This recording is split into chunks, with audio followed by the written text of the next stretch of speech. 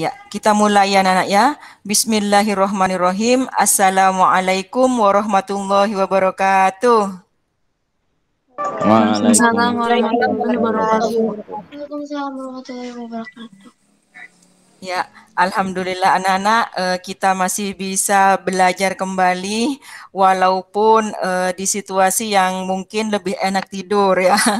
Tetapi harus ingat belajar khairum minan naum ya. Belajar fikih pada hari Jumat khairum minan naum. Lebih baik daripada tidur ya. Kita mau melanjutkan ke subbab berikutnya. Nah, mungkin kalian ada yang bingung, ini sebenarnya bab penyembelihan, kurban akikoh satu bab atau terpisah sih gitu kan ya. Karena ada buku itu yang memisahkan. Jadi penyembelihan bab sendiri, kurban akikoh bab sendiri. Tapi ada juga buku yang penyembelihan, kurban dan akikoh itu dijadiin satu bab. Kalian nggak usah bingung-bingung. Pokoknya ketika Ibu ajarkan bab penyembelihan, insya Allah satu pertemuan selesai. Habis itu pertemuan berikutnya kurban, satu pertemuan selesai gitu. Makanya Ibu ambil waktu yang lebih leluasa. Untuk kalian yang di rumah belum pakai wifi kemudian kuotanya terbatas anak-anak, seandainya Ibu jimitnya lebih dari 1 jam, kuotanya habis, enggak apa-apa ya. Ibu maklumi, tapi kalau misalnya di rumahnya wifi-nya unlimited gitu kan ya, harus dengarkan sampai selesai.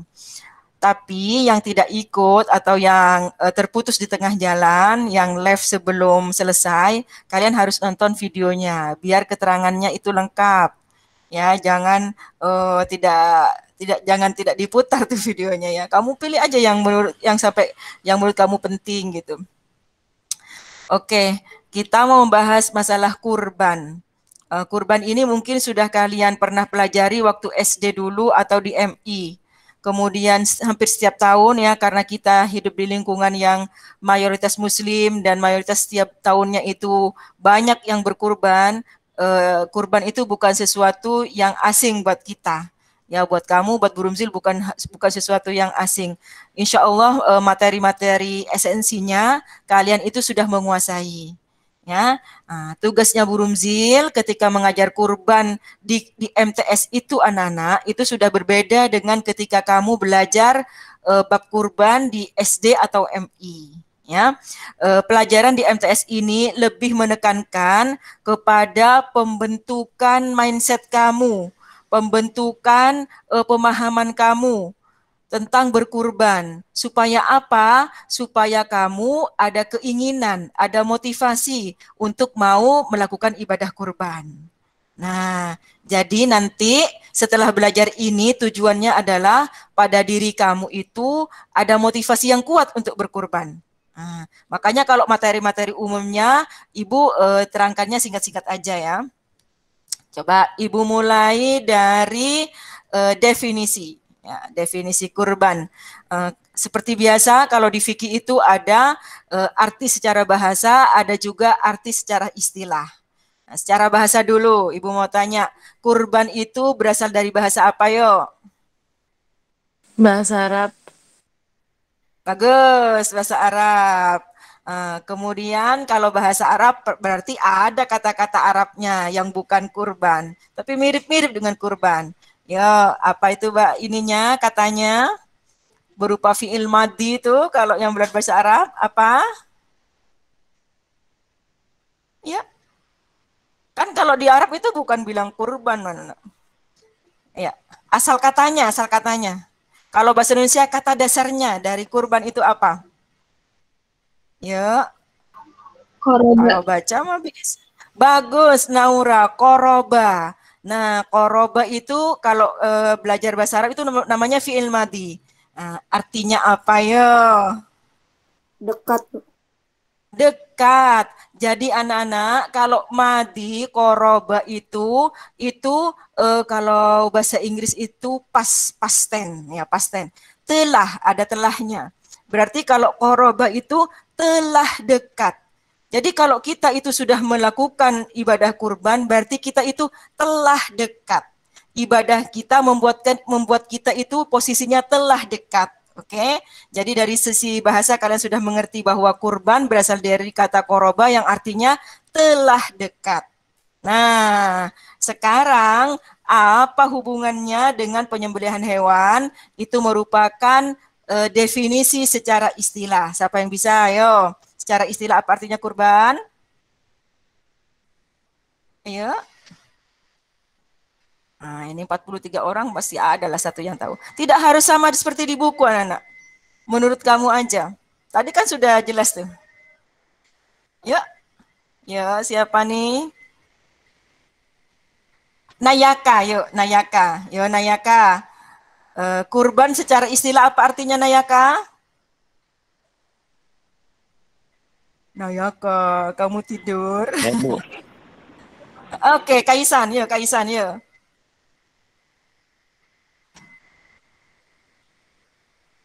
Ayo.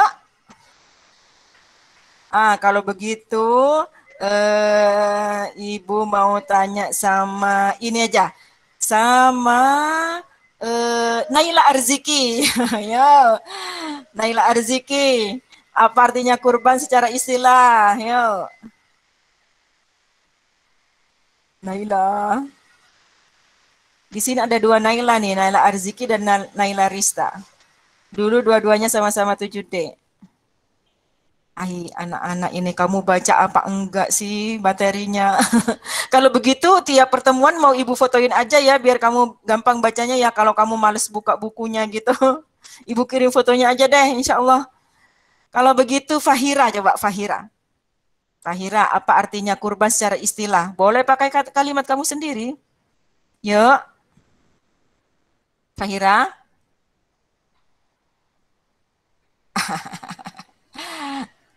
Aduh, kalau tidur semua pusing guru nih. Ya, Bu. Oke, silakan. Yo, silakan. Siapa nih? Citra duluan apa siapa duluan ya? Ya Citra deh. Halo. Ya, Nah, apa? Citra. Menyembelih hewan tertentu pada hari raya Idul Adha sebagai bentuk ibadah kepada Allah Subhanahu wa taala. Iya. Ada yang mau menyempurnakan lagi? Bagus Citra. Ada yang mau menyempurnakan lagi? Ya. Ada? Iya. Anak-anak, pengertian kalau secara istilah itu boleh kalian karang sendiri ya. Pokoknya intinya adalah kurban itu penyembelihan hewan. Hewannya harus sesuai dengan ketentuan syarat. Jadi bukan asal hewan. Ada ketentuannya ya. Penyembeliannya itu anak-anak untuk beribadah kepada Allah. Ya, jadi ada perintah menyembelih hewan dan ditujukan untuk beribadah pada Allah.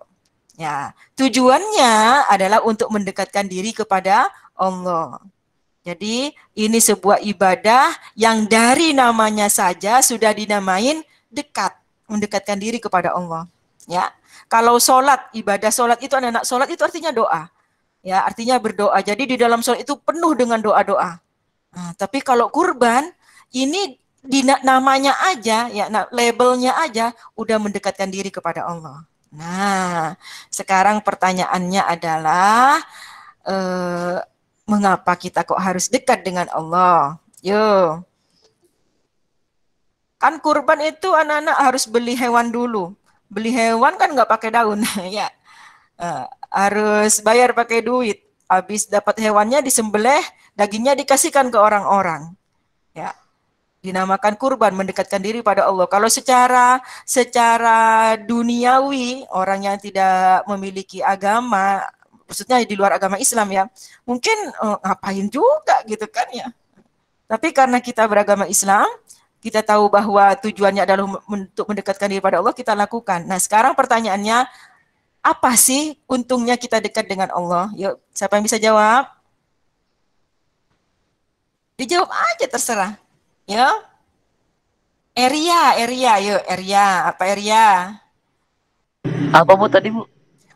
Ya, mengapa kita kok harus mendekatkan diri pada Allah? Sampai harus nyembelih kurban, sampai harus beli sapi yang harganya 22 juta, sampai harus beli unta yang harganya 50 juta. Memangnya ngapain kok kita itu harus dekat sama Allah? Yuk, ayo Ahtar aja deh, yuk Ahtar.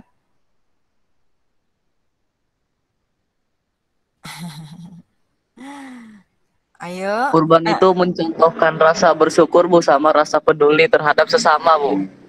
Iya, itu wujud kita peduli pada sesama, dagingnya dibagikan ke orang, ya kan? Kemudian kita bersyukur kepada Allah sudah diberi karunia, gitu kan ya.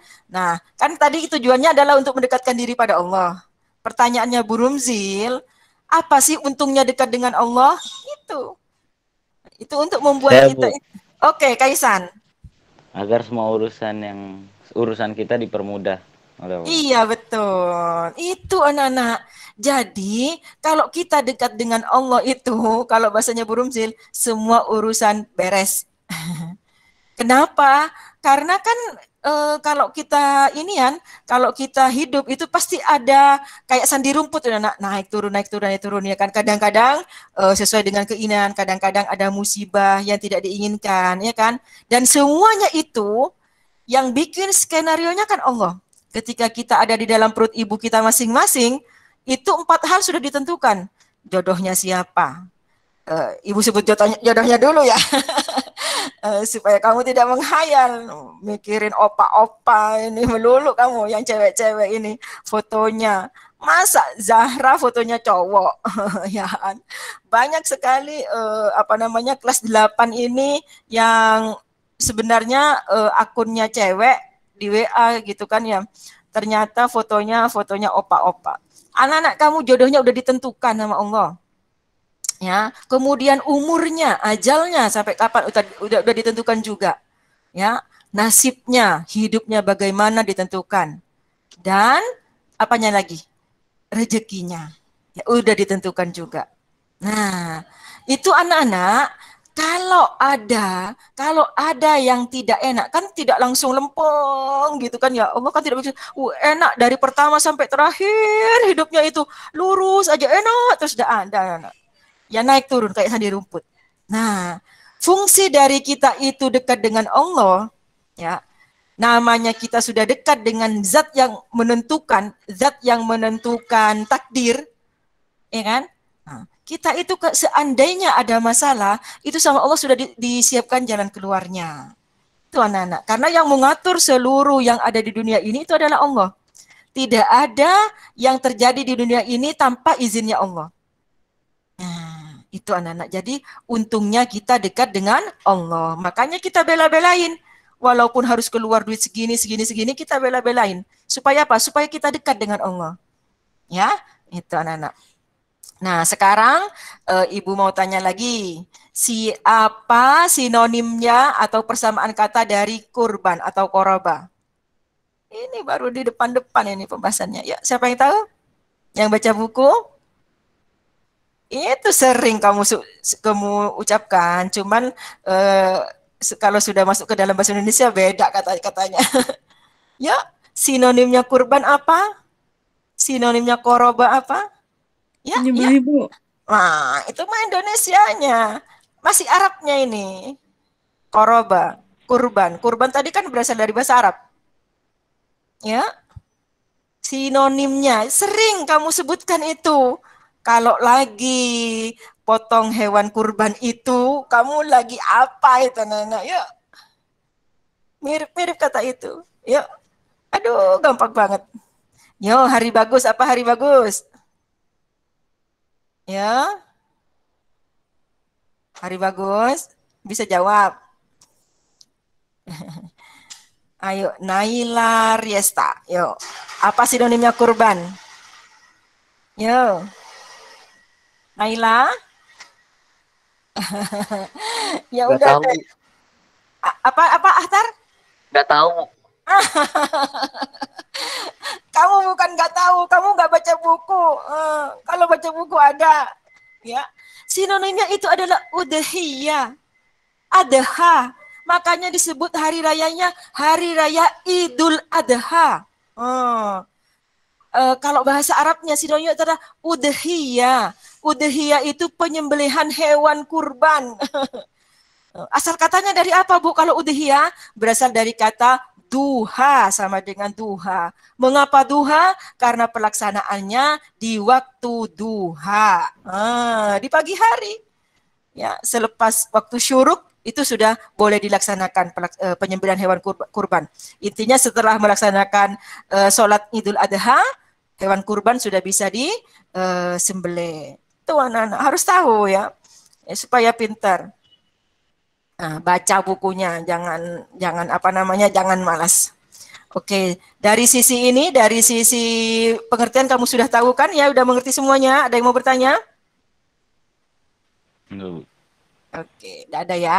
Berarti pintar semuanya nih. Asal burung zil jangan ditinggal tidur aja nih. Ya, Ibu mau lanjutkan ke historinya. Siapa yang bisa cerita nih? Awal mula syariat berkurban. Yuk, siapa yang bisa jawab? Saya, Bu. Oke, Emery, bagus. Yuk, gimana Emery? Awal mula syariat berkurban. Mm-mm. Awal mulanya dimulai ketika Nabi Ibrahim mendapat mimpi dari Allah, yang dimana Allah menyuruh beliau untuk menyembelih anaknya Nabi Ismail. Bagus. Awalnya Nabi Ibrahim gak percaya. Namun setelah 3 hari berturut-turut beliau mendapatkan mimpi tersebut, akhirnya Nabi Ibrahim percaya bahwa mimpi tersebut datang dari Allah. Bagus. Setelah itu, Nabi Ibrahim pun memberitahu kepada anaknya, Nabi Ismail, tentang mimpinya itu. Dan alangkah terkejutnya beliau pas Nabi Ismail mengatakan kalau Nabi Ismail gak keberatan sama perintah itu kalau emang dari Allah. Iya. Akhirnya berjalanlah mereka menuju tempat penyembelihannya. Tapi di tengah jalan itu mereka dihalangi sama setan yang dimana itu juga menjadi asal-usul 3 jumroh yang ada di Mina. Mina, iya. Nah, setelah mereka melempari setan itu dengan batu sebanyak 3 kali pelemparan, tibalah mereka di tempat penyembelihan kurban. Lalu di sana disembelihlah Nabi Ismail. Baru saat akan ingin disembelih, ternyata Allah menyuruh malaikat untuk menggantikannya dengan domba yang gemuk. Dan sejak itu syariat kurban mulai dilaksanakan. Bagus, pinter Emery. Bagus Emery, ya lengkap itu. Cuman Ibu mau menekankan sedikit. Jadi anak-anak, Nabi Ibrahim itu sama Allah dikasih gelar. Ada yang tahu gelarnya Nabi Ibrahim apa coba? Yang dari Allah langsung. Gelarnya Nabi Ibrahim. Ya, ada yang tahu? Ada yang tahu? Ini terkenal ini Nabi Ibrahim sebagai apanya Allah, coba bahasa Arabnya yang Ibu mau tanya. Ada yang tahu Ibrahim? Titik. Enggak tahu. Khalilullah bukan. Bagus. Ibrahim Khalilullah, bagus. Artinya Khalilullah itu adalah apanya Allah? Kekasih Allah bukan? Kekasih Allah, bagus. Nah, jadi anak-anak, Nabi Ibrahim itu mendapatkan gelar kekasihnya Allah. Ada yang tahu kenapa kok dapat gelar itu? Yo. Salah satunya yang berkaitan dengan kurban. Ayo. Ada banyak yang menyebabkan Nabi Ibrahim dapat gelar Khalilullah, tapi salah satunya yang berkaitan dengan bab kurban. Ada yang tahu? Ibu yang jawab. Karena Nabi Ibrahim. Oke, Ahtar, bagus. Karena Nabi Ibrahimnya sabar dan menyerahkan semuanya kepada Allah, jadi semuanya Allah yang ngurusin. Oke, ada lagi? Ada lagi yang lain? Iya. Saya, Bu. Oke, Nurmalia. Karena Nabi Ibrahim selalu mendahulukan perintah atau kepentingan Allah daripada kepentingan yang lain. Bagus. Ada lagi yang bahasanya lebih gampang. Ya. Yang lebih gampang. Ada lagi enggak? Benar sudah. Udah menjurus. Udah menjurus ke jawaban yang Ibu inginkan. Ada lagi? Oke, Ibu kasih tahu ya. Karena Nabi Ibrahim itu kalau dikasih perintah sama Allah, enggak pakai mikir. Enggak pakai mikir. Enggak kayak kita, enggak kayak kamu. Ya. Kalau kamu disuruh, misalnya, ayo anak kita belajar fikih jam 1. Mikir, aduh itu kan tidur. Kamu lupa bahwa menuntut ilmu adalah kewajiban. Kalau Nabi Ibrahim dikasih perintah sama Allah, enggak pakai mikir, langsung dikerjakan. Asal Nabi Ibrahim yakin itu dari Allah. Ya, kamu ingat tuh ketika Nabi Ibrahim itu disuruh disuruh menyembelih, kata Emery tadi. Ya, gimana suruh menyembelih anak yang sudah lama diinginkan? Nabi Ibrahim ketika nikah dengan Siti Sarah kan nggak punya anak dulu anak-anak. Ya, ketika menikah dengan Siti Hajar baru dapat Nabi Ismail. Nah, begitu sudah punya anak kok disuruh disembelih? Itu kalau kita kan. Tapi Nabi Ibrahim nggak pakai mikir, begitu jelas itu dari Allah langsung dikerjakan. Nah, itu anak-anak pelajaran buat kita, buat pembanding. Oh, jadi kalau mau dikasihi sama Allah, kalau mau dapat gelarnya Khalilullah, ya nggak mungkin lah ya kalau kitanya. Tapi paling enggak kekasih-kekasih lah, mendekati ya. Itu anak-anak kita kalau sudah perintahnya Allah, nggak boleh mikir. Nggak boleh mikir, nggak boleh beralasan, nggak boleh cari helah-helah. Kalau kata inian, ya nggak boleh cari-cari alasan. Itu, ya. Nah, ketika Nabi Ibrahim itu sudah sudah mantap bahwa ini dari Allah, tadi sudah benar kata Emery itu dibawa ke daerah di Mina. Jadi Mekah itu anak-anak ketika Nabi Ibrahim awalnya waktu Nabi Ismail masih baru dilahirkan gitu ya, masih baby gitulah. Itu anak-anak dibawa ke Mekah. Mekah itu belum ada apa-apanya. Belum ada orang di sekitarnya, masih berupa bebatuan, masih berupa gunung-gunung begitu anak-anak. Ya. Tapi ketika Nabi Ibrahim itu dapat perintah dari Allah, itu langsung di antara kata-katanya Allah, kamu bawa itu Siti Hajar dan anaknya ke arah Mekah. Ya, berjalan Nabi Ibrahim ke Mekah. Ketika harus ditinggalkan, kan enggak tega sebenarnya. Ya, meninggalkan istri dan anaknya yang masih baby. Enggak tega. Ya, kamu kalau sudah punya istri, punya anak, enggak bakalan tega ninggalin. Tetapi karena itu perintahnya Allah, dilaksanakan anak-anak, ditinggalkan. Ya. Nah, Siti Hajar karena Siti Hajar juga istrinya Nabi, kemudian ibunya Nabi, ya. Siti Hajar itu manggil-manggil sebenarnya, Nabi Ibrahim, kok saya ditinggal gitu. Di sekitar nggak ada apa-apa ini bagaimana? Persediaan makan terbatas katanya. Nabi Ibrahim tidak noleh, karena perintahnya dari Allah, jangan noleh kamu. Begitu Siti Hajar manggil lagi, akhirnya Siti Hajar, apakah ini perintah dari Allah? Katanya Siti Hajar. Nabi Ibrahim bilang, iya ini perintah dari Allah. Kata Siti Hajar, kalau sudah perintahnya Allah, sudah engkau pergi saja. Pasti yang ngasih perintah itu akan menjadikan jalan keluar. Itu anak-anak. Ya, jadi begitu tuh cara berpikir istrinya Nabi dan ibunya Nabi.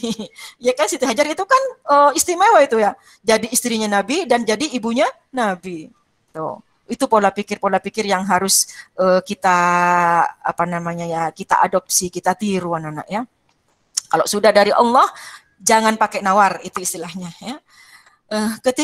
Ketika Nabi Ibrahim dapat perintah disuruh menyembelih, itu kan bagaimana ya? Anak yang ditunggu-tunggu kok harus disembelih. Makanya setan itu, kata Emery tadi, menggoda dari 3 posisi. Dari 3 posisi yang sekarang menjadi jumrah ula, jumrah wusta, dan jumrah akobah. Itu 3 posisi anak-anak. Masing-masing jumrah dilempar jadi 7 kali. Ting, ting, ting, ting. Kenapa? Katanya setan, aduh, bahaya nih orang berdua ini. Yang bapaknya nurut, yang anaknya sabar. Ya, kalau benar-benar terlaksana nih perintahnya Allah dilaksanakan oleh orang berdua ini, aduh, setan merasa KO. Makanya digoda sama setan. Tapi Nabi Ibrahim melempar setannya anak-anak. Nah, itu. Jadi fungsi dari nurut pada perintahnya Allah anak-anak nanti kelihatan di endingnya tadi kata Emery. Jadi ketika Nabi Ibrahim itu sudah menutup kepalanya Nabi Ismail, ya, goloknya sudah ada di lehernya, itu anak-anak, ya, Nabi Ibrahim sudah baca istilahnya sudah ikhlas segala macam ini segala macam, ya. Kata Allah, kamu lulus Nabi Ibrahim, kamu lulus Nabi Ismail. Ya. Karena semuanya itu anak-anak itu hanya ujian dari Allah. Ketika sama Allah dibilang sudah lulus kamu, maka Allah perintah ke malaikat-malaikat ganti itu Nabi Ismail dengan dengan domba, dengan kambing kalau sekarang ya, dengan domba. Nah, begitu diganti dengan kambing, Nabi Ismail berdiri di sampingnya Nabi Ibrahim. Ya, Nabi Ibrahim tetap sambil Bismillah ya Allah menggesekkan goloknya ke leher yang dianggapnya masih Nabi Ismail. Nabi Ismail bilang, Abi kalau panggil Abi ya, Abi udah Abi. Begitu noleh. Saat itu anak-anak Nabi Ismail, Nabi Ibrahim bertakbir Allahu Akbar. Ya, malaikat juga ikut bertakbir pada saat itu. Ya, Allahu Akbar. Itu asal muasal dari takbir ketika Idul Adha. Makanya Idul Adha itu bertakbirnya 3 hari. Ya, itu untuk mengenang peristiwa Nabi Ibrahim yang lulus ujian. Ya. Nah, sekarang anak-anak kita itu tidak disuruh nyembelih anak. Kamu mah belum punya anak ya, tetapi kalau nanti kamu sudah dewasa, punya istri, yang ya perempuan punya suami, terus punya anak, kamu akan merasakan bagaimana perasaannya Nabi Ibrahim ketika disuruh menyembelih anaknya. Ya. Oh, enggak sanggup. Nah, untungnya kita itu sudah hidup setelah Nabi Ibrahim. Ya, jadi umatnya Nabi Muhammad. Syariatnya sudah berupa kambing, kalau bukan kambing sapi, kalau bukan sapi unta. Ya, ini sudah merupakan satu suatu keringanan. Ya, cuman masalahnya adalah kambing, sapi, unta itu harus dibeli. Karena kita kan bukan peternak. Ya, kalau peternak mah tinggal ambil di kandangnya. Gitu anak-anak, itu ceritanya ya. Sampai dengan Nabi Muhammad syariatnya itu tetap berlaku. Nah, kamu anak-anak kalau misalnya haji atau umroh ya mudah-mudahan kalian semuanya naik haji ya, pandeminya mah udah selesai aja biar buruan itu jamaah haji pada berangkat. Itu anak-anak hampir seluruh jamaah haji itu kan menyembelih dam. Ya, menyembelih dam. Tetapi juga ada yang menyembelih hewan udhiyah atau hewan kurban. Jadi di Arab itu melimpah daging sampai dikirim-kirim ke negara yang minoritas. Belum lagi orang Arab aslinya. Hampir semuanya itu berkurban, tidak ada satu rumah yang tidak berkurban. Katanya. Ya. Karena apa? Karena orang sana itu mengerti keafdolannya berkurban. Hanya ada kesempatan 1 tahun 1 kali. Ya, tapi manfaatnya sangat besar. Oke, sampai di sini ada yang mau bertanya? Kalau tidak ada yang mau bertanya, kita lanjutkan ke hukumnya. Ada yang tahu hukum berkurban itu apa? Gampang ini. Yurio, hukum kurban apa Yurio? Yurio tidur. Oh, ada Lakisha. Hukum kurban apa Lakisha? Aduh, tidur semua. Jangan Ahtar. Hukumnya wajib, Bu. Wajib buat siapa? Bagi yang mampu. Bagi yang mampu. Aduh, yuk ada jawaban lain? Saya, Bu. Sunnah mu'akkad. Sunat, Bu. Ya. Benar. Sunnatan, bagus ya. Wajib benar, sunnah benar. Cuman buat siapanya. Kalau baca hadis, baca dalil, baca juga artinya. Kalau ada dalil, jangan di skip. Ya, paling enggak kamu baca artinya deh. Jadi anak-anak, hukum kurban itu kalau buat Nabi Muhammad, hukumnya wajib. Buat Nabi Muhammad, hukumnya wajib. Tapi kata Nabi Muhammad, kalau buat umatku, hukumnya sunnah. Tapi karena sunnahnya itu adalah amat sangat dianjurkan, Nabi itu tidak pernah meninggalkan ibadah ini. Bahkan kalau berkurban itu bukan hanya 1 ekor, 2 ekor, 3 ekor, tapi banyak sekali. Ya, maka sunnahnya sunnah muakkad. Sunnah yang amat sangat dianjurkan. Sekarang Ibu mau tanya, artinya sunnah apa, Nana?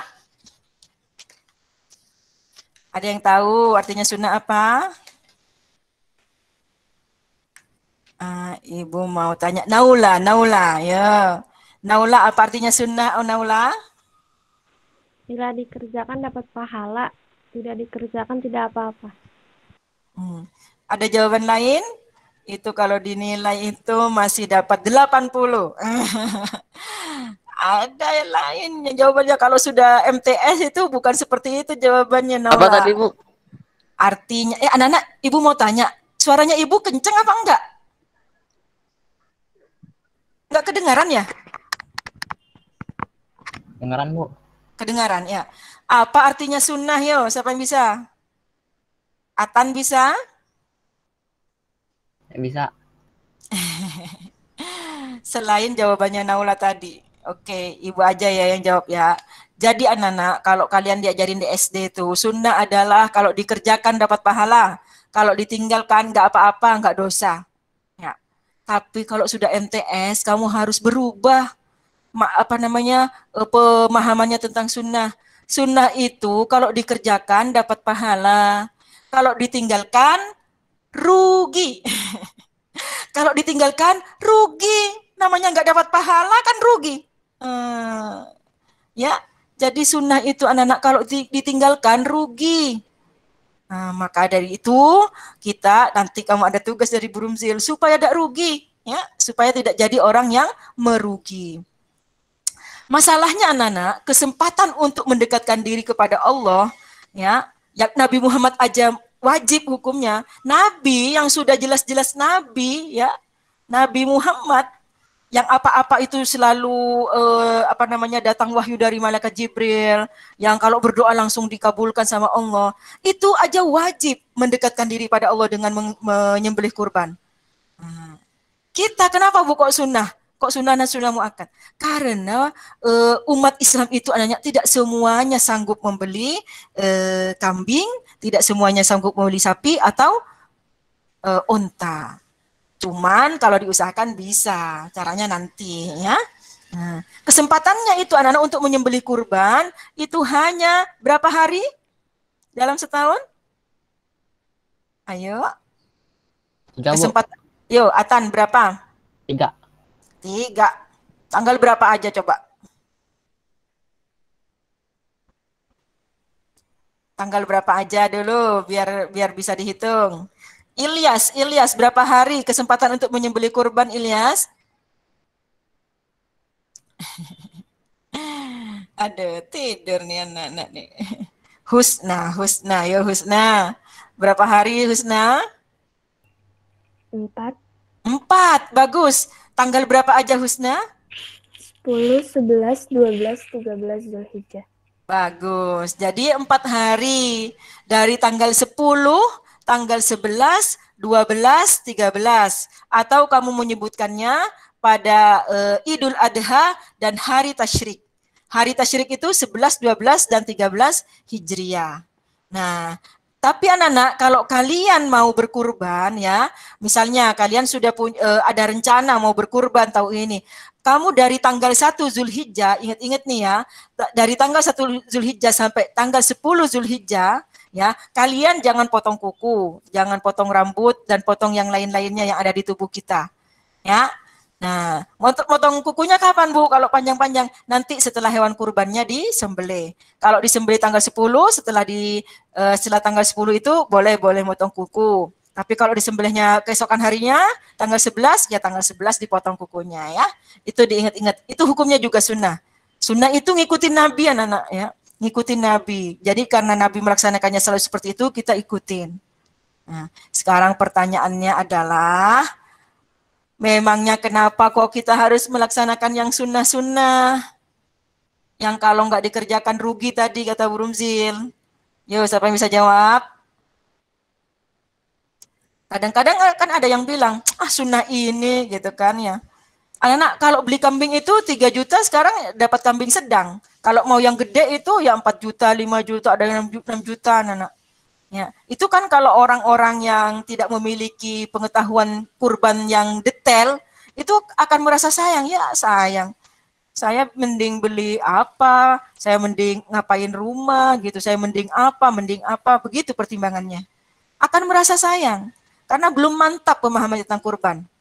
Ya, atau misalnya beli sapi itu dari 19 juta, 20, 22, sampai yang gede, ratusan juta, yang limosin gede-gede itu.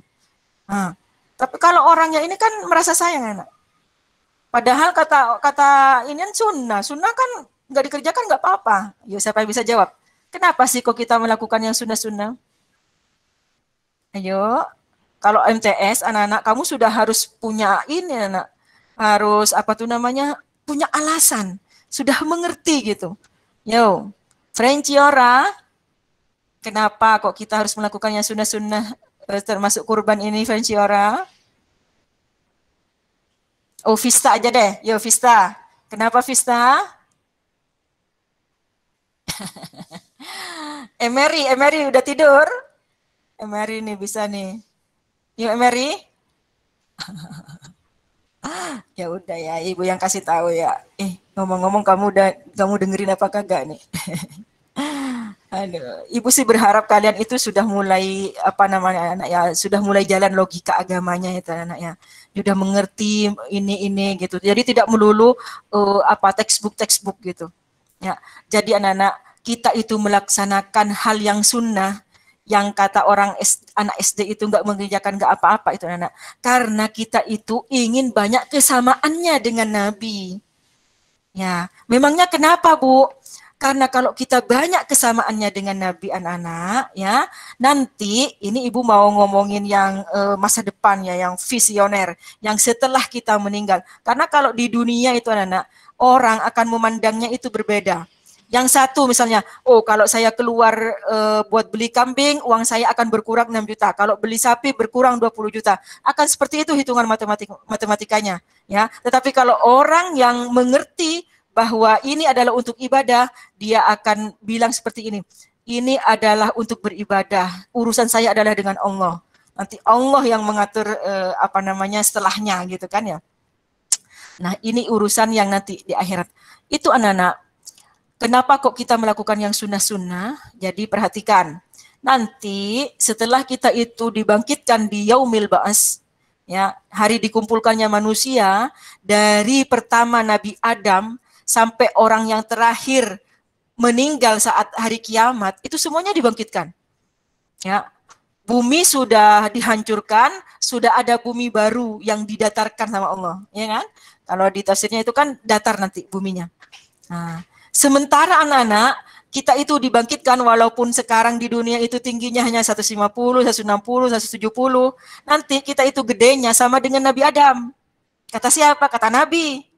Ya. Nah, gedenya Nabi Adam berapa? Ada yang tahu? Kata Nabi, gedenya Nabi Adam berapa, Nana?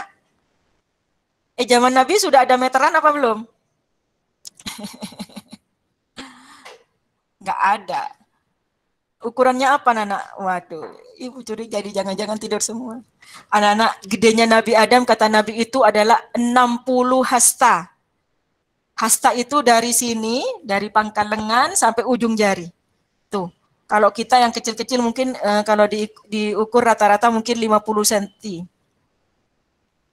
Ya, kalau 50 cm, 60 hasta berarti berapa meter? Naila Resta nih, yuk pintar matematika, yuk Naila Resta. 60 hasta. Kalau 1 hasta sama dengan 50 cm, berarti 60 hasta berapa meter? 30 cm, Bu. Berapa? 30 meter. 30 meter, bagus, Ahtar. Ya, jadi tingginya 30 meter anak-anak nanti. Karena akan dibangkitnya segede Nabi Adam katanya, rata-rata. Walaupun meninggalnya bayi, meninggalnya SD, itu rata-rata dibangkitkan dalam keadaan belia muda. Dan gedenya seperti Nabi Adam semuanya. Nah, pada saat itu anak-anak katanya ada golongan kanan, golongan kiri kan kalau kita baca Al-Qur'an itu kan ya. Nah, golongan kiri itu untuk orang-orang yang banyak dosanya, golongan kanan yang lebih banyak pahalanya. Itu pun anak-anak udah dikelompok-kelompokkan. Berdasarkan apa? Berdasarkan paling banyak kesamaannya. Nah, itu maksudnya. Kenapa kok kita banyak melakukan sunnah, niru Nabi? Ya, kalau niru Nabi semuanya nggak bakal sanggup, tapi paling enggak banyak kesamaannya. Nah, itu. Jadi kalau belajar fikih harus ngerti. Kenapa kok mau disuruh puasa Arafah gitu kan ya? Kenapa kok disuruh puasa Tarwiyah? Entar ada puasa Asyura lagi beberapa bulan yang akan datang. Kenapa gitu pakai lapar-lapar? Bukannya cukup Ramadan doang. Nah, supaya kita banyak kesamaannya dengan Nabi. Supaya apa? Supaya kita dibangkitkannya itu dekat dengan Nabi. Kalian mungkin sudah pernah dengar nanti ketika sudah dibangkitkan anak-anak, orang itu pada cari bantuan. Dimintain bantuan dimulai dari Nabi Adam. Kata Nabi Adam, aku juga pernah punya salah sama Allah. Coba ke Nabi Nuh, coba ke Nabi yang lain, Nabi yang lain. Terakhir-terakhir yang bisa membantu Nabi. Nah, gimana caranya kita akan ketemu dengan Nabi dalam waktu yang secepat-cepatnya? Ya, karena situasinya itu mengerikan nanti anak, mengerikan. Ya, apa tuh namanya, neraka sudah di depan mata gitu kan ya. Nanti akan ada hisab. Kemudian matahari sudah diturunkan 1 mil, panasnya sudah amat sangat. Ya, sampai kata inian apa namanya? Ada yang keringatnya bercucuran sampai dengkulnya, ada yang sampai lehernya, ada yang tenggelam oleh keringatnya sendiri, saking takutnya. Nah, gunanya kita banyak kesamaannya dengan Nabi, supaya kita cepat-cepat ketemu dengan Nabi. Kenapa memangnya Bu? Kata Nabi, aku menunggu kalian, umatku ini, di Al-Haud. Al-Haud itu artinya telaga, telaga. Di telaga itu ada sumber air yang asalnya dari surga. Di situ sudah disiapkan cangkir-cangkir. Kata Nabi, kalau sudah minum dari telagaku, itu tidak akan haus. Nah, kalau sudah dibilang tidak haus, berarti ini sudah ciri-ciri orang yang akan masuk surga. Karena ciri-ciri orang masuk surga itu adalah tidak kehausan. Yang lainnya kehausan. Kalau kita tidak banyak kesamaannya dengan Nabi, kita akan lama proses mencari Nabinya. Sementara orangnya tingginya sama. Coba kamu bayangkan, berdiri, tingginya sama semuanya. Ya, akan sangat mudah kalau ada yang lebih tinggi kan, tapi ternyata tingginya sama, rata-rata. Gitu anak-anak ya. Itu manfaatnya kenapa kok kita itu harus melakukan hal-hal yang sunnah. Ini apa? Supaya nanti kalian sudah dewasa, sudah punya pekerjaan sendiri, sudah punya uang sendiri, kalian itu tidak menjadi bakhil, tidak menjadi pelit untuk beli kambing, untuk beli sapi, atau beli onta, supaya tidak ada rasa bakhilnya. Ini jadi diingat-ingat nanti, sampai dewasa nanti, ya. Pesan dari Bu Rumzil. Karena anak-anak, ibadah ini hanya ada setahun sekali. Kesempatan untuk mendekatkan diri kepada Allah, yang mendekatnya itu dekat banget, ibadahnya aja dinamain dekat. Ya, itu hanya ada setahun sekali. Ibadah yang lain bisa mendekatkan diri kepada Allah, tetapi secara spesifik namanya bukan kurban. Kalau kurban aslinya memang untuk mendekatkan diri kepada Allah. Kata Allah, barang siapa yang mendekat kepadaku sejengkal, aku balas mendekat ke dia sehasta.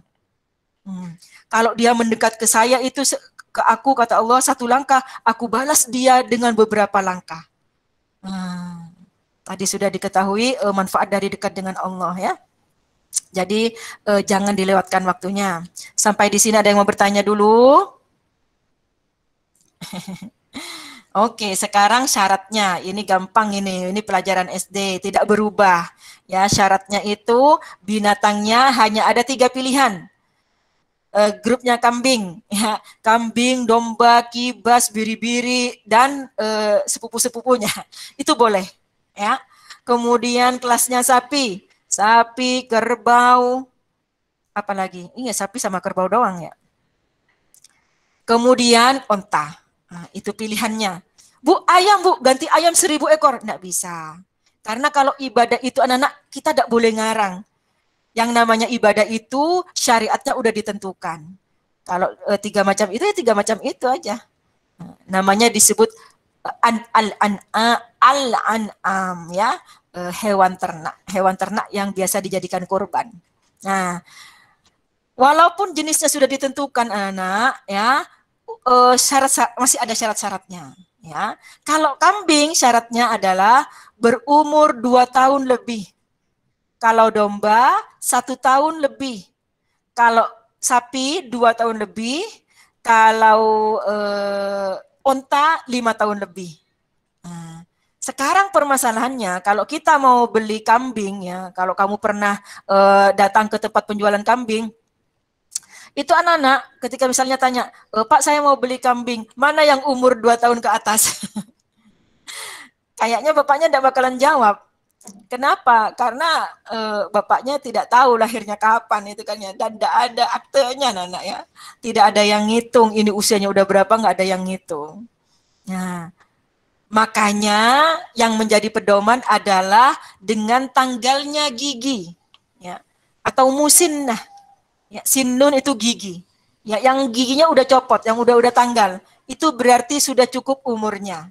Nah, jadi kalau nanya, saya mau beli sapi yang 2 tahun ke atas, kebingungan, mau dijawab takut kurang gitu kan ya. Tapi kalau orang yang ngerti agama, ini sudah musnah, ini sudah ganti gigi, sudah cukup umur, gitu. Ya, karena nggak ada yang nyetutin anak-anak ini lahir kapan nggak ada. Itu dari segi umur ya. Dari segi fisik, perhatikan, diusahakan yang gemuk. Kata Nabi kalau gemuk itu nanti banyak lemaknya. Kalau banyak lemaknya itu anak-anak, nanti kalau kamu jadi ibu-ibu ya, masak itu kalau banyak lemaknya itu dagingnya enak, gurih. Ya. Bu, kolesterol Bu itu kalau kamu tidak bisa masaknya. Kalau bisa masaknya tidak kolesterol. Itu anak-anak ya, harus gemuk, diusahakan. Ya. Yang kedua apa? Yang kedua itu tidak boleh cacat, tidak boleh pincang, matanya tidak boleh begini, picek. Tidak boleh tanduknya patah satu atau patah dua-duanya malah, ya, nggak boleh korengan, nggak boleh meler, Bu, nggak boleh COVID, oh iya nggak boleh lah, ya, harus sehat, nggak boleh ada cacatnya. Nah, itu syaratnya binatang yang dijadikan kurban. Ya, ada yang mau bertanya sampai di sini? Ada yang mau bertanya? Oke, kalau nggak ada yang bertanya, Ibu lanjutkan ya. Ketentuannya untuk berapa orangnya, perhatikan. Gampang ini. Kalau kambing itu anak-anak, untuk 1 orang. Untuk kalau sapi, untuk 7 orang. Kalau unta, juga untuk 7 orang. Hanya ada banyak orang yang salah mengartikan. Dikiranya kambing untuk 1 orang itu maksudnya hanya boleh diatasnamakan 1 orang. Bukan seperti itu anak-anak. Maksudnya kambing buat 1 orang itu, maksudnya yang beli kambing itu adalah 1 orang. Artinya keluar dari dompet 1 orang. Kalau burumzil beli, hanya burumzil yang boleh membeli kambing itu, mengeluarkan uang untuk kambing itu. Tidak boleh sumbangan. Misalnya Vesta, burumzil saya punya uang 1 juta, tambahin ya, mau beli kambing buat kurban. Terus atas nama siapa Vesta? Ya buat kita berdua, enggak boleh. Ya kan? Ya sudah burumzil buat atas nama burumzil aja. Enggak bisa. Ya, kalau atas nama itu anak boleh. Nabi dulu pernah menyembelih kambing. Nabi niatkan ini untuk korban umatku, kata Nabi. Berarti kan umatnya Nabi kan banyak. Berarti 1 ekor kambing bisa diatasnamakan banyak orang. Maksudnya buat 1 orang adalah yang membeli itu 1 orang, bukan sumbangan. Nah, begitu juga sapi. Sapi hanya boleh sumbangan maksimal 7 orang. Bu, kalau berdua Bu boleh. Misalnya burumzil sama kakaknya burumzil mau beli sapi, harganya 20 juta, 10 jutaan. Nanti mau diatasnamakan siapa, itu boleh. Baru berdua. Tapi kalau sudah berdelapan, buat bersembilan, itu tidak boleh. Begitu juga dengan unta. Unta hanya boleh sumbangan atau urunan ber-7. Masalah pahalanya boleh. Jadi misalnya kalau udah gede, nanti Kaisan nih mau beli kambing. Terus Kaisan bilang, ini adalah kurbanku dan keluargaku. Boleh. Mau beli sapi, Yurio beli sapi. Ini kurbanku, kurban kakakku, kurban adikku dan keluarganya. Boleh. Ya, asal yang belinya hanya maksimal ber-7. Tuh, ya. Ada yang mau bertanya sampai di sini? Kalau ada yang nggak ada yang bertanya, Ibu yang mau tanya nih. Kalau kurban untuk orang yang udah meninggal, boleh nggak sih, Nana? Orang yang sudah meninggal, kita beliin hewan kurban atas nama dia, yuk. Boleh nggak?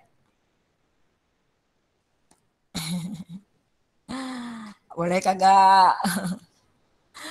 Boleh lah ya. Jadi kalian kalau sudah dewasa nanti ya, jangan lupa tuh misalnya kalian sudah punya rezeki berlebih, beli hewan kurban misalnya untuk almarhum ayah, almarhum ibu, ya kan ya. Kemudian siapa yang di atasnya kakeknya, neneknya gitu kan ya. Itu bagian dari anak soleh dan anak soleha. Anak soleh yang mendoakan kedua orang tuanya, yang mengirimkan pahala buat keluarganya ya, buat orang tuanya. Boleh anak-anak ya. Nah, itu ketentuan hewan kurbannya. Nah, sekarang bagaimana cara menyembelihnya? Cara menyembelihnya sama dengan penyembelihan yang sudah Ibu ajarkan, ya. Ya, hewan kurbannya itu dibaringkan di sebelah kiri, rusuk sebelah kiri. Kalau bisa dihadapkan ke kiblat, kalau nggak bisa dihadapkan ke kiblat nggak apa-apa, tapi rugi, ya, nggak dapat pahala menghadap kiblat. Kemudian diikat kakinya, kalau hewannya gede ya, supaya tidak menerjang-nerjang. Kemudian dibikinkan lubang karena nanti akan keluar darah yang banyak. Ya, kalau pakai goloknya diasah dulu, mengasahnya bukan di depan hewan kurban. Kalau hewan kurbannya lebih dari satu, hewan kurban berikutnya dipindahin dulu supaya jangan ngelihat ketika hewan lainnya sedang disembelih. Ya, kadang-kadang ada hewan kurban yang nangis itu kan ya, nak. Itu bukan nangis sedih, itu nangis bahagia karena nanti dia di akhirat statusnya beda. Dia menjadi hewan yang menjadi penyebab seseorang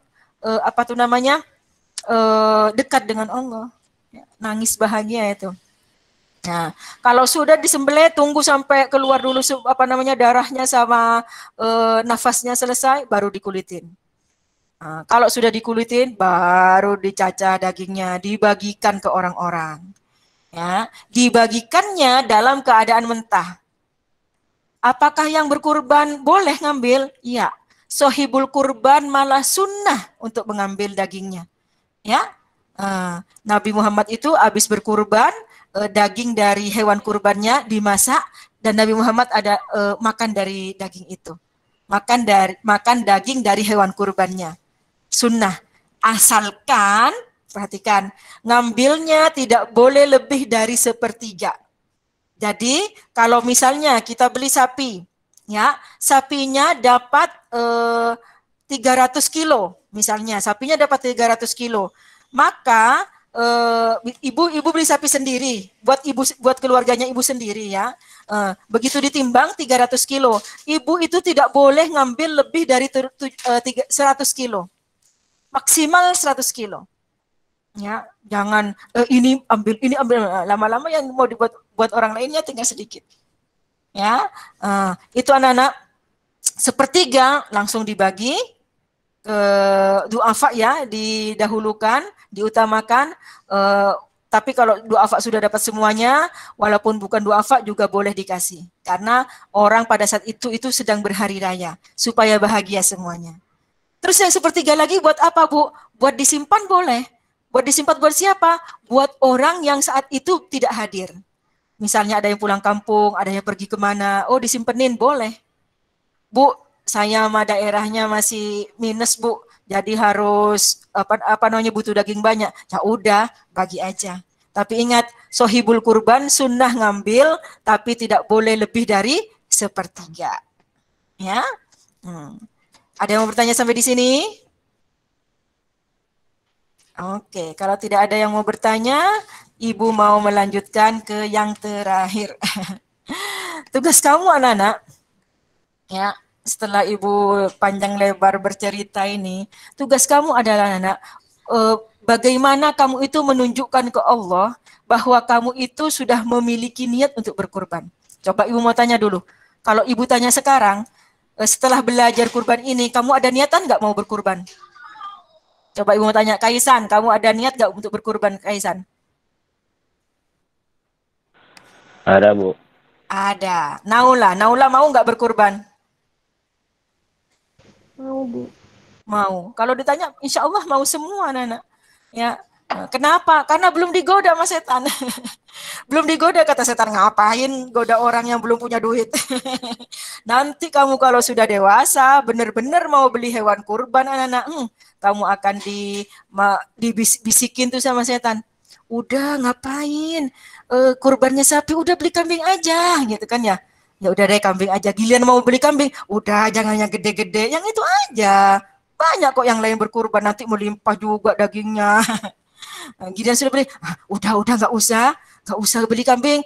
Tahun ini banyak berkurban, tahun depan aja. Nah, itu sama setan digoda supaya apa? Supaya tidak jadi berkurban. Ya, hati-hati nanti. Kalau sudah benar-benar mau berkurban, setan itu pasti akan menggoda kamu. Ya, kalau sudah berkurban pun anak-anak itu harus hati-hati. Zaman sekarang itu banyak sekali orang beribadah tetapi tidak mendapatkan pahala. Kenapa? Rusak pahalanya gara-gara perusak-perusak amal. Kamu pasti diajarin sama guru akidah akhlak kan ya? Apa contohnya misalnya? Yang merusak amal, yang merusak pahala. Riya, ya kan? Kamu foto, foto. Habis itu upload. Alhamdulillah, tahun ini bisa berkurban. Kalau kamu memang mau bersyukur kepada Allah, tidak usah difoto, tidak usah diupload ke orang, tidak usah orang-orang. Tinggal bilang ketika disembelih hewan kurban anak-anak, itu kan sunnahnya kita sendiri yang menyembelih. Tapi kalau misalnya burumsil mau berkurban, kan tidak mungkin ibu nyembelih sendiri, tidak berani ya, tidak kuat juga. Nah, kita itu sunnah menyaksikannya. Saat itu anak-anak itu kita berdoa. Bismillahi Allahu Akbar. Allahumma hadza minka wa ilaika fataqabbal minni kalau sendirian. Fataqabbal minna kalau banyak untuk keluarganya. Ya, disebutin nama-namanya. Nah, ya, berarti anak-anak urusan orang berkurban itu dengan Allah. Ya, kalau mau berterima kasih pada Allah, alhamdulillah itu saat itu.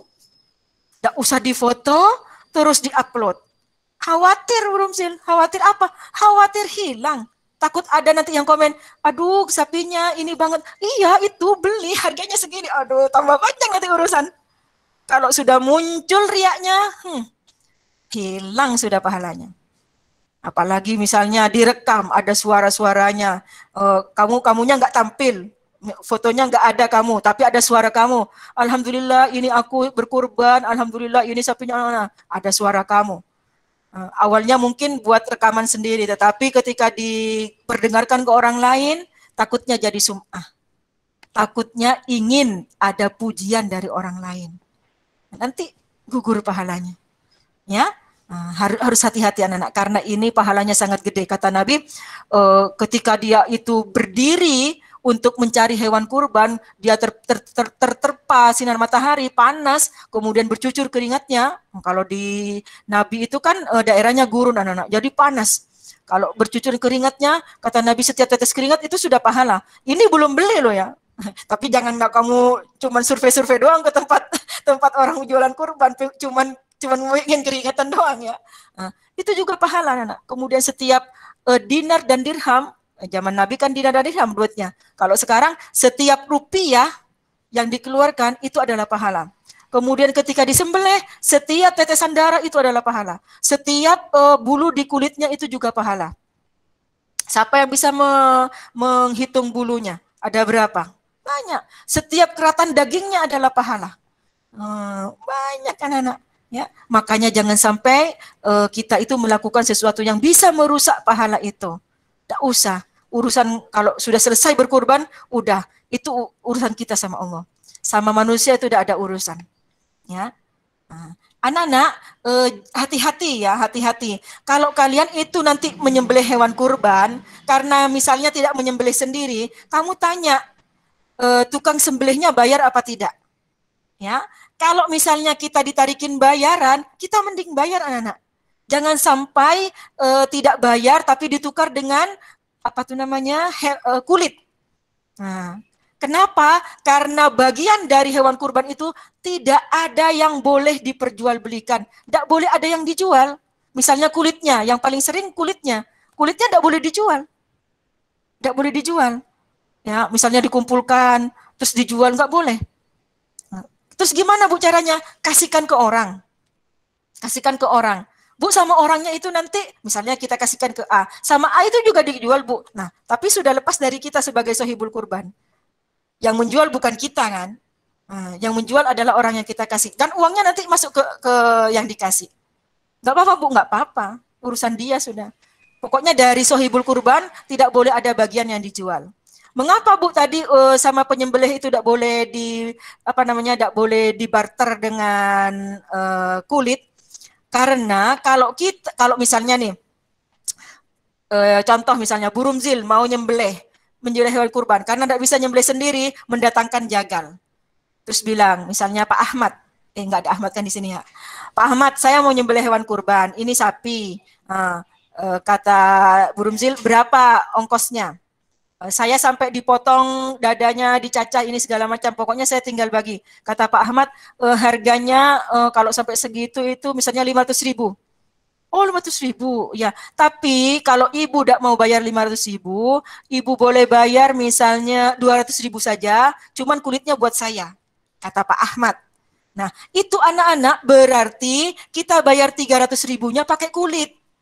Berarti kulitnya kita jual karena sudah diakatkan untuk pembayaran. Nah, itu tidak boleh. Jadi mending bayar. Oke, 500.000 saya bayar. 500.000. Kenapa? Karena kulit tidak boleh dijual. Pahalanya ada di kulit juga kan. Tadi kata Nabi setiap bulunya pahala. Rugi kalau dijual ya. Nah, sampai di sini ada yang mau bertanya? Ada yang mau bertanya? Oke, Ibu lanjutkan ya anak ya. Tugas yang Ibu terangkan tadi, Ibu lanjutkan. Jadi tugasnya kamu anak-anak, kamu dari sekarang sudah harus belajar untuk menabung yang tujuannya untuk berkurban. Ya. Kalau kita tidak berusaha itu anak-anak, bukan mustahil sih, kecil kemungkinan kita bisa berkurban setiap tahun. Ya, biasanya orang itu mikir kurban kalau ada uang sisa. Kalau uang nyisa baru berkurban. Ya kan, kalau uang kira-kira nggak nyisa banyak, jangan dulu deh gitu. Padahal tadi kita sudah bahas ya pentingnya berkurban setiap tahun. Nah, jadi kita itu harus menunjukkan ke Allah bahwa kita ingin mendekat setiap tahun dengan berkurban setiap tahun. Ya, caranya bagaimana? Dengan menabung. Ya. Tugas kamu adalah kamu harus beli celengan. Celengannya ditulis pakai spidol permanen. Ya, jangan tidak permanen, takut bisa dihapus. Ditulis apa? Ditulis Bismillah. Ini untuk kurban. Terus nama kamu tulis di bawahnya. Ya. Maksudnya apa? Maksudnya adalah ibu ingin dari sekarang kamu itu benar-benar ingin berkurban. Namanya juga kamu masih anak-anak ya, uangnya dari orang tua, yang bisa dilakukan kan hanya menabung. Ya kan? Bu, kapan Bu beli kambingnya? Ya kalau sudah banyak nanti. Ya, nanti kalau sudah penuh celengannya, entah kamu kelas berapa penuhnya. Ya, yang penting kalau punya duit ditabung anak. Dibuka ya, dihitung duitnya, ditukar dengan yang lebih gede. Kalau belum sanggup beli kambing, kamu masukin lagi beli celengan baru. Tulis lagi Bismillah. Ini untuk kurban, tulis nama kamu, masukin. Sampai kamu bisa beli kambing. Emang ada yang berhasil, Bu? Banyak. Ya, Burumzil itu kadang-kadang SMA kelas 2. Ya, SMA kelas 2 itu WA Burumzil, alhamdulillah saya sudah bisa beli kambing. Nah, ada yang ketika wisuda itu bilang, Burumzil saya sudah beli kambing. Alhamdulillah. Dan banyak anak-anak. Ya, tapi banyak juga yang nggak inian. Kenapa? Karena motivasinya lemah, kurang kuat, bukan lemah ya. Motivasi untuk berkurbannya kurang kuat. Nah, diharapkan kalau sekarang aja kamu sudah ada visi untuk berkurban anak-anak, nanti semakin dewasa kamu semakin kuat untuk berkurbannya. Misalnya Kaisan sudah bekerja, sudah punya gaji sendiri. Ketika gaji pertama itu orang-orang kan biasanya traktir-traktiran gitu kan ya.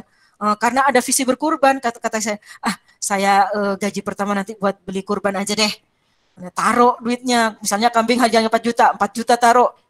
Nanti buat dibagi-bagi nih dagingnya. Gitu ya. Nanti kalau Kaisan punya istri, gimana caranya itu nanti bisa beli kambing 2 misalnya. Oh, kalau beli kambing 2 berarti harus punya 8 juta. Kalau gaji saya sebulan 10 juta, buat setahun harus dapat 8 juta buat ini, berarti saya harus nabung berapa setiap bulannya. Nah, gitu maksudnya Burumzil. Kalau sudah gajian, ambil uangnya, misalnya harus nabung 800.000. Harus nabung 800.000 satu bulan. Begitu gajian, ambil 800.000. Ikat pakai karet, masukin ke plastik biar gak dimakan rayap. Ikat plastiknya, taruh di belakangnya baju. Tumpukan baju kamu di lemari itu taruh di belakangnya. Supaya apa? Supaya kamu gak ingat-ingat. Lupakan itu. Nanti bulan berikutnya gajian lagi, ambil lagi 800.000, masukin lagi ke tadi. Taruh lagi di belakang baju sampai satu tahun. Insya Allah dapat 8 juta. Kalau sungguh-sungguh, manjadda wajada. Barang siapa yang sungguh-sungguh, dia akan dapat. Apalagi kalau untuk ibadah, ibarat kata ini ya, kalau kata Allah nih, duh kasihan banget nih Rumzil, tiap bulan nabung, pengen dekat sama aku gitu. Kan kata Allah, kalau dia mau dekat sejengkal, aku akan mendekat dia ke sehasta. Nanti digampangkan rezekinya, Nana. Tidak usah khawatir ya. Uang yang kita keluarkan untuk kurban itu tidak hilang dan tidak akan mengurangi rezeki kita, tidak akan. Ya, nah seperti itu anak-anak. Nanti kalau sudah punya anak ditabungin juga supaya bisa berkurban tiap tahun. Nah, ya, Ibu harap kalian itu mengingat nih pengalaman Bu Rumzil. Ibu juga seperti itu anak. Ibu itu alhamdulillah habis kuliah itu anak itu langsung jadi PNS, udah dapat gaji. Ya, apa yang Ibu laksanakan, Ibu ajarkan ke kamu. Ya, beli ini waktu masih Ibu belum menikah itu beli kambing 1, tahun depannya beli lagi, begitu punya suami nabung, ya. Kan kalau masih sendiri itu bisa langsung beli anak. Tapi jangan ditaruh di bank, jangan taruh di rekening. Aduh, kalau ditaruh rekening mah nanti perlu buat ini pakai aja dulu deh. Ada yang mau pinjam dulu deh. Jangan. Udah umpetin aja di belakang lemari. Ya. Nah, insya Allah bisa, Nana. Insya Allah bisa. Kalau sudah biasa tiap tahun mau berkurban, tahun berikutnya nggak berkurban itu kayak bagaimana? Karena sudah biasa. Ya. Nah, mudah-mudahan kita semua itu termasuk orang yang sama Allah dikasih kemauan, kalau maunya mau ya, dan kemampuan. Karena yang memberikan kemampuan itu adalah Allah. Karena yang ngasih rezeki Allah. Ya, untuk berkurban setiap tahun. Untuk takorub kepada Allah, untuk mendekatkan diri kepada Allah, ya. Sampai di sini ada yang mau bertanya tentang tugasnya. Lalu tugasnya bagaimana, Bu? Di foto. Ibu hanya perlu fotonya, ya. Celengannya. Kalau udah sempat beli, kasih nama. Tulis dulu Bismillah. Artinya dengan nama Allah, artinya Ibu berharap kamu sungguh-sungguh gitu anak ya. Ini untuk kurban. Tulis nama kamu. Ya, mudah-mudahan kamu bisa beli kurban. Berapa waktu yang lalu anak-anak sebelum Idul Adha itu ada angkatan kakak kelas yang baru lulus itu kirim WA ke Bu Rumzil. Bu Rumzil, saya mau beli inian, mau beli kambing. Tapi belum cukup, boleh nggak ditambah sama ayah saya? Oh, nggak boleh. Ya, nggak boleh. Udah, kamu simpan aja dulu, kata Bu Rumzil. Nanti baru dari uang kamu itu cukup beli kambing, baru beli kambing. Gitu. Ya, habis beli kambing, anak nyimpen lagi, nabung lagi. Pokoknya kita tunjukkan ke Allah bahwa kita itu ingin dekat dengan Allah. Oke? Mudah-mudahan nanti di akhirat kita juga dikasih nikmat dapat melihat wajahnya Allah. Ya. Kalau sudah dekat anak-anak, itu kenikmatan yang paling top nanti di akhirat. Ya. Ada yang mau bertanya tentang tugasnya? Dikirim di mana, Bu? Fotonya dikirim ke grup. Ya. Sampai kapan, Bu? Sampai sebelum rapotan. Pokoknya Ibu tidak mau kasih batasan karena sekarang pandemi, ya. Oke, kalau tidak ada yang mau bertanya, Ibu tutup sampai di sini. Mudah-mudahan menjadi ilmu yang bermanfaat dan seperti yang kata Bu Rumzil tadi, doa kita itu mudah-mudahan kita termasuk orang yang bisa berkurban setiap tahun. Ya, mudah-mudahan dikasih kemudahan oleh Allah, dikasih rezeki yang banyak, yang kita itu bisa gunakan rezeki itu untuk mendekatkan diri kepada Allah. Sampai di sini, jangan live dulu ya anak-anak ya, kita foto. Billahi taufiq wal hidayah, wassalamualaikum warahmatullahi wabarakatuh. Waalaikumsalam. Waalaikumsalam warahmatullahi wabarakatuh. Assalamualaikum warahmatullahi wabarakatuh. Ayo, kameranya dibuka, kita foto.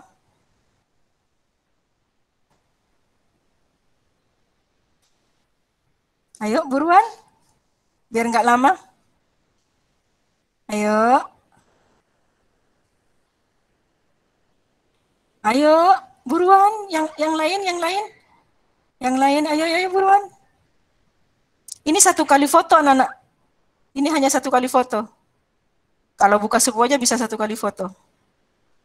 Kalau nggak buka bisa 2 kali. Ayo, Vicky, Anggun, Rara, Eria, Ilyas.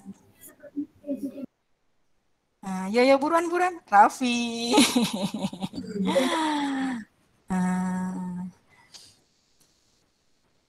Ayo, Abil.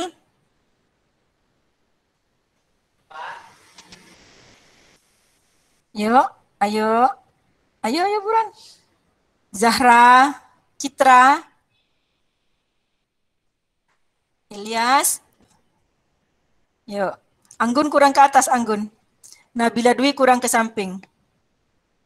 Ya, berarti 2 kali aja ya.